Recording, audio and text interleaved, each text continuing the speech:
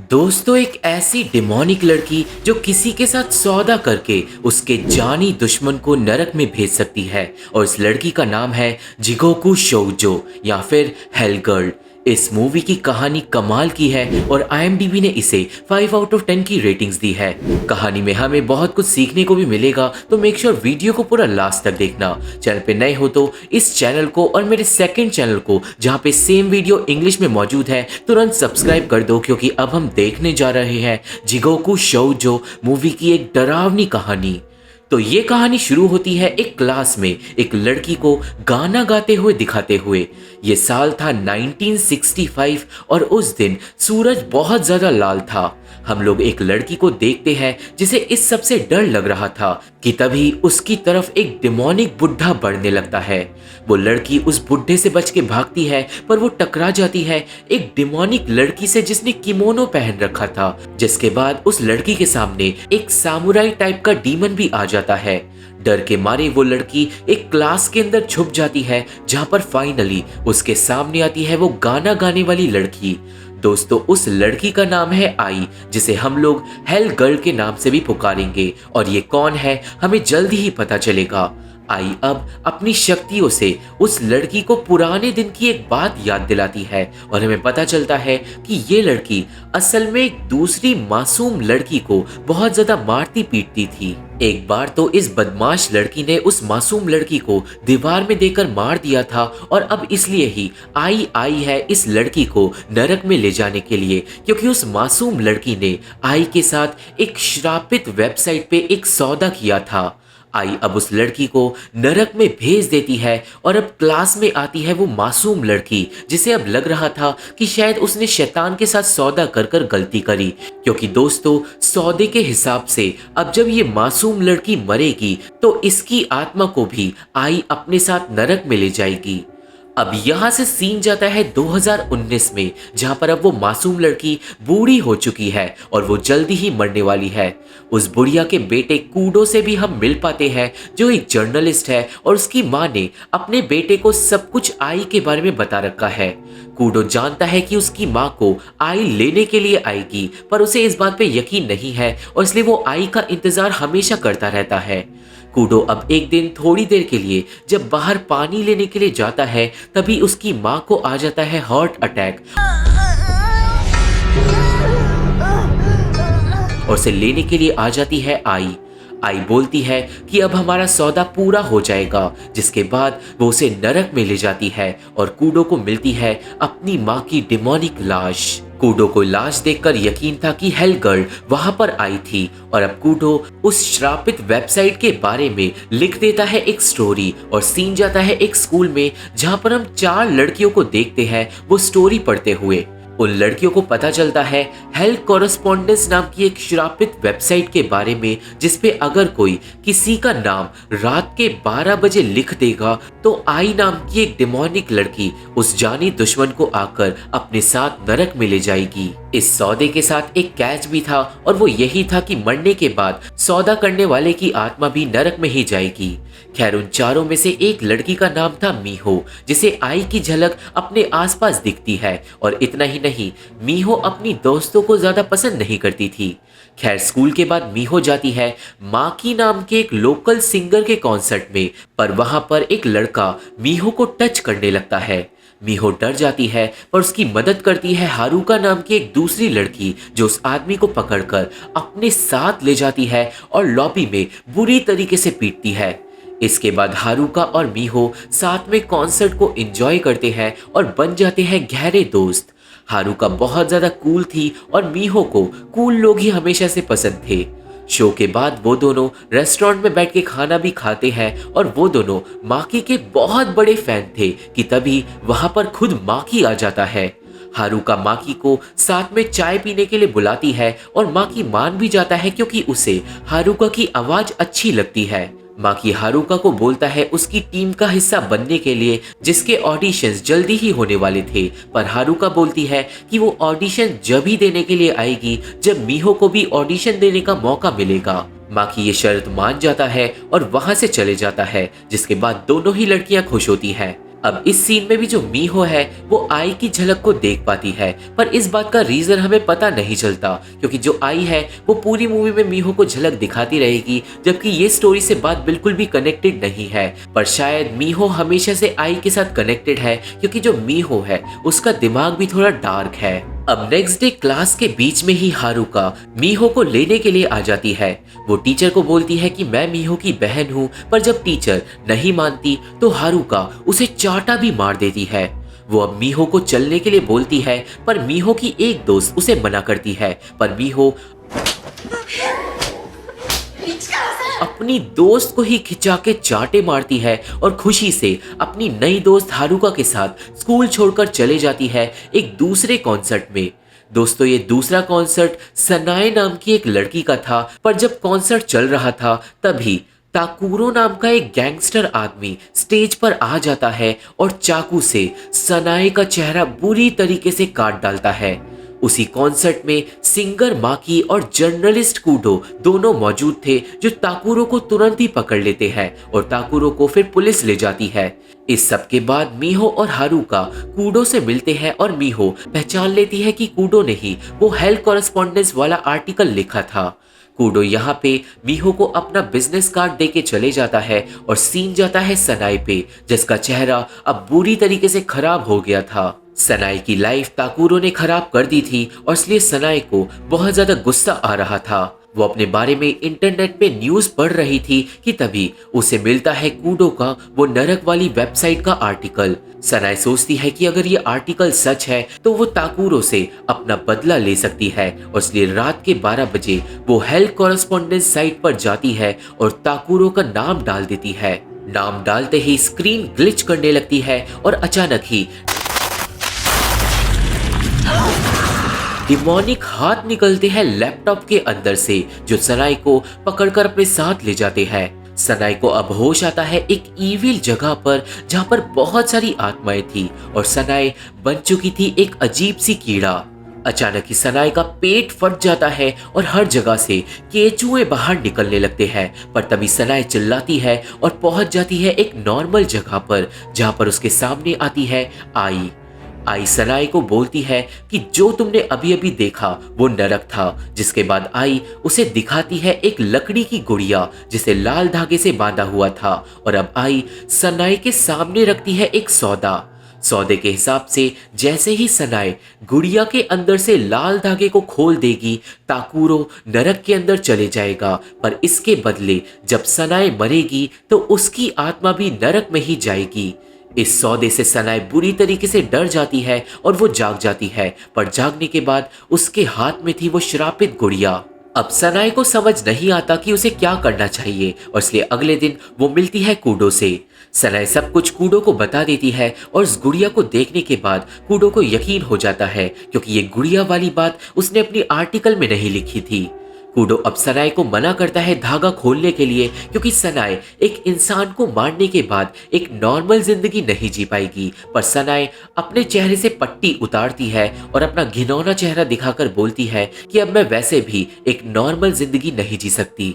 इसके बावजूद भी कूडो सनाए को समझाता रहता है कि उसे धागा नहीं खोलना चाहिए, और एंड में सनाए मान जाती है कि वो धागा नहीं खोलेगी। सनाए अब घर जाती है, पर घर पे आया हुआ था एक ऑफिसर जो जेल से एक माफी वाला लेटर लाया था, जो ताकुरो ने स्पेशली सनाए के लिए लिखा था। सनाए अब उस लेटर को ले लेती है, पर वो लेटर माफी लेटर नहीं था। असल में लेटर में ताकुरो ने सनाए की और ज्यादा बेइज्जती करी थी और उसे बोला था कि वो अब कभी भी खुश नहीं रह पाएगी। लेटर पढ़ के सनाए बहुत ज्यादा गुस्से में आ जाती है और चले जाती है एक वेयर हाउस में, जहां पर वो बुलाती है कूडो को। सनाए वो लेटर कूडो को भी पढ़वाती है, जिसके बाद वो निकाल लेती है वो गुड़िया। कूडो समझ जाता है कि सनाए अब क्या करने वाली है, और कूडो सनाए को बहुत ज्यादा रोकने की कोशिश करता है, पर सनाए धागा खोल देती है और वो गुड़िया हवा में उड़ जाती है। मतलब सौदा शुरू हो गया। सीन अब जाता है जेल में ताकुरो के ऊपर, जिसके पास आती है वो किमोनो वाली डीमन। ताकुरो उस डीमन से डरकर भागता है, पर फिर वो बूढ़ा वाला डीमन वहां पर आ जाता है और वो दोनों डीमन ताकुरो को पकड़कर नरक में ले जाते हैं। ताकुरो को पकड़कर एक खून के पूल के ऊपर रखा जाता है और फिर गाना गाते हुए वहां पर आती है आई। आई ताकुरो को उसकी गलतियां गिनाती है और फिर बोलती है क्या तुम नरक को देखने के लिए तैयार हो, जिसके बाद समुराई वाला वो डीमन ताकुरो की गर्दन काट डालता है। ताकुरो की गर्दन खून के पूल के अंदर डूबते हुए गहराइयों में चले जाती है और जेल में से ताकुरो गायब हो गया था। अगले दिन न्यूज आती है कि ताकुरो जेल से भाग गया है, पर कूडो अच्छे से जानता था कि वो भागा नहीं है, नरक में चले गया है। यहाँ से सीन जाता है मीहो और हारुका पे, जो माकी की एक लाइव वीडियो देख रहे थे। दोस्तों, हम लोग देख पाते हैं कि माकी अपनी पब्लिसिटी डिमोनिक रिचुअल की चीजों के साथ करता है और जो सनाए थी वो माकी के अंडर ही काम करती थी। सनाए माकी की एक सिंगर थी जिसे माकी जल्दी ही वापस गाना गाने के लिए बुलाने वाला है और इसी बात से मीहो और हारुका खुश थे। और वहीं दूसरी तरफ सनाए के घर पे पहुंच जाती है ताकुरो की माँ। उसकी माँ अपने बेटे की तरफ से माफी मांगती है, पर फिर वहां पर आती है सनाए। सनाए अब ताकुरो की माँ के पास जाती है और बड़े ही ईविल तरीके से बोलती है कि मैंने तुम्हारे बेटे को नरक में भेज दिया है, जहाँ पर वो हमेशा सड़ता रहेगा। उसकी माँ को कुछ समझ नहीं आता, पर सनाए बोलती है कि जर्नलिस्ट कूडो के आर्टिकल को पढ़ो, तुम सब समझ जाओगी। अब आगे मीहो के घर पे वो और हारुका सनाए के कॉन्सर्ट स्टार्ट होने का इंतजार कर रहे थे, जो माकी के स्पीच के बाद स्टार्ट होता है।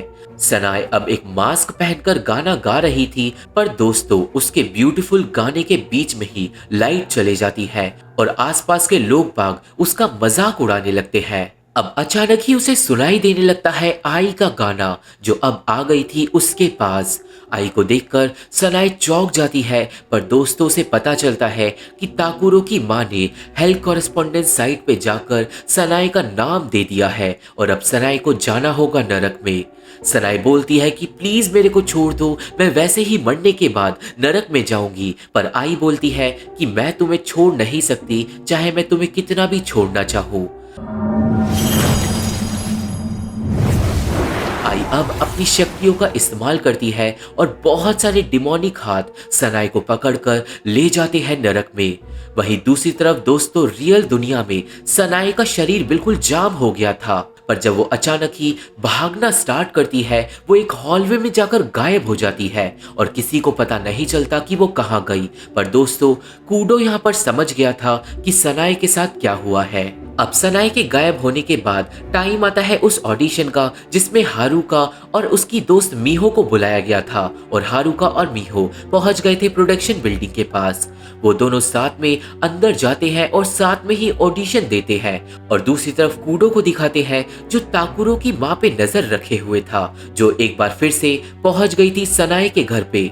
ताकुरो की माँ अब सनाए के मम्मी पापा को जाकर सब कुछ सच सच बता देती है और बोलती है कि मैं चाहती हूँ कि तुम लोग भी वो चीजें फील करो जो मैंने फील करी, और अगर तुम लोगों को मेरे पे गुस्सा आ रहा है तो ये चाकू लो और मेरे को मार डालो, क्योंकि मरने के बाद मैं नरक में जाऊंगी और अपने बेटे के साथ रीयूनाइट हो जाऊंगी। सनाए के मम्मी पापा उस पागल औरत की बातों से सहमत नहीं थे और वो उसे समझा रहे थे कि गुस्सा करने की कोई बात नहीं है, ये सारी चीजें सॉल्व हो सकती है। पर वो पागल औरत अचानक ही खुद का गला काट के खुद को मार डालती है और ये सब देख रहा था कूडो, और वो समझ गया था कि ताकुरो की माँ ने ही सनाए को नरक में भेजा है। अब ऑडिशन के बाद हारुका नेक्स्ट स्टेज पे चले जाती है, पर मीहो नहीं जा पाती, जिसके बावजूद भी मीहो जाकर बाहर अपने दोस्त की इंतजार करती रहती है और प्रेयर्स करती रहती है कि उसकी फ्रेंड का सिलेक्शन हो जाए। ऑडिशन के बाद हारुका जीत जाती है और माकी हारुका को सनाए की जगह दे देता है। वो यहाँ पे हारुका के साथ कैंडीज वाला नशा भी करता है, और आप लोग कैंडीज का मतलब समझ जाना, क्योंकि मैं पॉलिसीज की वजह से पूरा नाम अब नहीं लेने वाला, बहुत वीडियोस पे वैसे ही नुकसान हो चुका है। जिसके बाद वो दोनों किस भी करने लगते हैं और बहुत देर के बाद हारुका जाती है मीहो के पास। हारुका मीहो से बात कर ही रही थी कि माकी वहां पे आ जाता है और हारुका को मीहो से बात करने से मना करता है। वो उन दोनों की दोस्ती तुड़वा देता है और बोलता है कि अब से हारुका सिर्फ उन्हीं चीजों को करेगी जिनको अप्रूव करेगा माकी। और फिर माकी मीहो की बेइज्जती कर कर उसे भागने के लिए बोलता है। मीहो हारुका से बात करने की कोशिश करती है पर हारुका भी कुछ भी नहीं करती और वो माकी की बात मान जाती है। मीहो अब इस बात से बहुत ज्यादा उदास हो जाती है और वो क्लास में बिल्कुल अकेले पड़ गई थी। और वहीं दूसरी तरफ हारुका देखती है कि माकी अपने सिंगर्स को हमेशा बुरी तरीके से ट्रीट करता है, पर इसके बावजूद भी हारुका के ऊपर वो फेमस होने का भूत सवार हो चुका था। अब उस रात को मीहो हारुका से मिलने उसके घर पहुंचती है, जहां पर वो देखती है माकी को जो हारुका को छोड़ने के लिए आया हुआ था और वो दोनों किस भी करते हैं। हारुका नशे में थी और वो अपने घर में जाकर अपनी बूढ़ी माँ को बिना बात के मारने लगती है। मीहो अब दरवाजा खटखटा देती है और हारुका की माँ बुरी हालत में दरवाजा खोलती है और फिर बाहर आती है हारुका।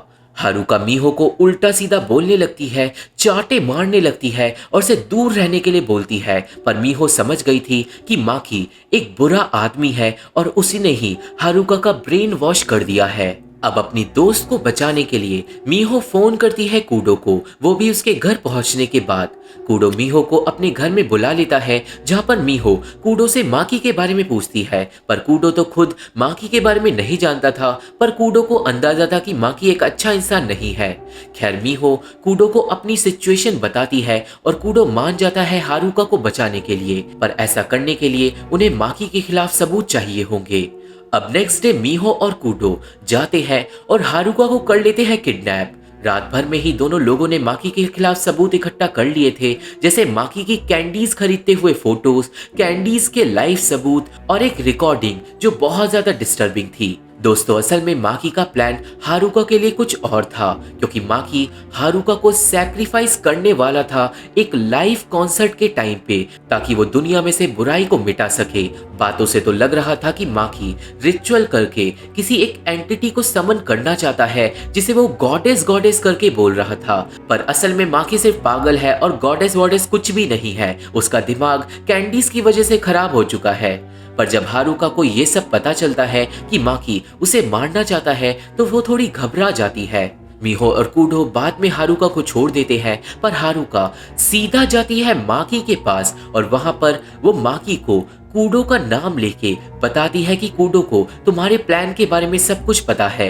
मतलब दोस्तों हारुका पहले से ही जानती थी कि माकी उसका सैक्रिफाइस करेगा और वो भी ऑलरेडी इस डेमोनिक गैंग का हिस्सा बन चुकी थी। माकी को लगता है कि कूडो उसके लिए एक परेशानी बन सकता है, पर दोस्तों दूसरी तरफ कूडो माकी और हारुका की ये सारी बातें सुन रहा था, क्योंकि हारुका के बैग में उसने एक बग को प्लांट कर दिया था। और कूडो तुरंत मीहो को बता देता है टेक्स्ट करके कि हारुका ऑलरेडी सब कुछ जानती है, पर तभी कोई कूडो को मारकर बेहोश कर देता है। अब कूडो को जब होश आता है तो वो एक वेयर हाउस के अंदर था, जहां पर माकी और उसके कुछ साथी पहले कूडो को बहुत ज्यादा बुरी तरीके से पीटते हैं एंड देन माकी उसको स्टैब कर करके बुरी तरीके से मार डालता है। कूडो के मरने के बाद उसके पास आई और उसके साथी आते हैं, पर वो लोग डिमोनिक नहीं दिख रहे थे। आई इस बार एक सुंदर गाना गाती है और हर जगह वाइट लाइट थी। मतलब दोस्तों कूडो की आत्मा नरक में नहीं स्वर्ग में जाएगी। अब नेक्स्ट डे पुलिस को कूडो की बॉडी मिलती है और न्यूज सुनते ही मीहो को उल्टी हो जाती है। मीहो समझ जाती है कि माकी ने ही उसे मरवाया है और वो सोचती है कि उसे माकी को नरक में भेज देना चाहिए। उस रात को मीहो माकी और हारुका का एक इंटरव्यू भी देखती है, जिससे मीहो को और ज्यादा गुस्सा आ जाता है, क्योंकि उसकी दोस्त हारुका का बिल्कुल ब्रेन वॉश कर दिया गया था और वो सैक्रिफाइस से बिल्कुल भी नहीं डर रही थी। और इसलिए अब रात के 12 बजते ही मीहो जाती है उस श्रापित वेबसाइट पे। 12 बजते ही माकी का नाम वो श्रापित वेबसाइट पे डाल देती है, पर तभी डिमोनिक हाथ निकलते हैं जो मीहो को नरक में ले जाते हैं और उसका शरीर जलते हुए बालों पे जाकर गिर जाता है और पूरी तरीके से मीहो जलकर झुलसकर मारी जाती है और अचानक ही पहुंच जाती है उस नॉर्मल जगह पर जहां पर मीहो के सामने थी आई। अब मीहो के सामने भी अपना सेम सौदा रखती है और मीहो वो गुड़िया ले लेती है और सीन जाता है उस रिचुअल वाले कॉन्सर्ट पे जहां पर मीहो पहुंच गई थी और उसको पता था कि हारुका का सैक्रिफाइस होने वाला है। शो जल्दी ही स्टार्ट होता है और गाने के बीच में मीहो खोल देती है लाल धागा, क्योंकि उसे टेंशन नहीं थी कि वो नरक में जाएगी। उसके दिमाग पर बस हारुको को बचाने का जोश सवार था और धागा खोलते ही अचानक ही मेटल का एक बड़ा सा सेट हारुका को कुचल देता है और हर जगह खून खून हो जाता है। अब माकी को लगता है कि उसका रिचुअल पूरा हो गया और वो अपनी गॉडेस को पुकार कर बुलाने लगता है, पर तभी नरक के दरवाजे खुल जाते हैं और सामने आती है आई। माकी को लगता है कि आई ही उसकी गॉडेस है और वो बहुत ज्यादा खुश होने लगता है, पर आई बोलती है कि मैं वो नहीं हूँ जो तुम मुझे समझ रहे हो। आई माकी के यहाँ पे सारे कैंडीज वाले डिल्यूजन्स को तोड़ डालती है, जिससे माकी थोड़ा डरने लगता है। आसपास की चीजें डिमोनिक हो जाती हैं और फिर आई के 3 साथी माकी को घेर लेते हैं, जिन्हें देखकर माकी पागल हो जाता है डर के मारे। आई अब अपना डिमोनिक गाना गाने लगती है, जिसके बाद कूडो की आत्मा भी वहां पर आती है और माकी को स्टैब कर कर अपना बदला लेने लगती है। माकी बुरी तरीके से घायल हो जाता है और उसके हाथ पैरों में से फूल बाहर निकलने लगते हैं और वो एक मॉन्स्टर टाइप के क्रीचर में बदलने लगता है। पर रियल दुनिया में वो बस स्टेज पर चिल्ला रहा था और असल में दोस्तों अभी तक हारुका भी जिंदा थी और ये जो कुछ भी अभी तक हुआ था वो सब माकी के दिमाग में हो रहा था। अब तभी हारुका पे गिर जाता है वो मेटल वाला वॉल, पर मीहो अपनी दोस्त को सही टाइम पर आकर बचा लेती है और वो सेट हारुका की जगह कुचल देता है माकी को। और ये देखकर हारुका भी फाइनली होश में आ जाती है। हमें अब आगे न्यूज में बताया जाता है कि माकी की लाश उस मेटल के दीवार के नीचे नहीं मिली थी और कोई नहीं जानता कि माकी कहाँ गया सिवाय मीहो के, क्योंकि वो अच्छे से जानती है कि माकी अब नरक में जा चुका है। पर मीहो खुश थी क्योंकि अब हारुका उसे वापस मिल चुकी थी, पर बदले में मीहो अच्छी तरीके से जानती थी कि मरने के बाद वो पहुंच जाएगी सीधा नरक में। पर फिलहाल के लिए मीहो अपनी दोस्त के साथ खुश थी और इसी के साथ ये मूवी यहीं पे खत्म हो जाती है। तो ये थी एक्सप्लेनेशन जिगोकू शोजो मूवी की और मुझे आशा है कि आप लोगों को ये मूवी समझ आ गई होगी और मेरी वीडियो पसंद आई होगी। ये मूवी देखनी है तो मेरा टेलीग्राम चैनल ज्वाइन करना होगा। मेरे फेसबुक पेज का लिंक और बाकी social media link description box में मौजूद है, तो अगर आप लोग मेरे से जुड़ना चाहते हो तो आप लोग मेरे को वहाँ पे फॉलो जरूर कर सकते हो। वीडियो पसंद आई हो तो वीडियो को लाइक करके और मेरे इस चैनल को और मेरे सेकंड चैनल को सब्सक्राइब करके हमारा सपोर्ट जरूर करना, क्योंकि इन्हीं चीज़ों से हमें हेल्प मिलती है। और अब मैं आप लोगों से मिलता हूँ अपनी अगली वीडियो में, तब तक के लिए थैंक यू, बाय बाय।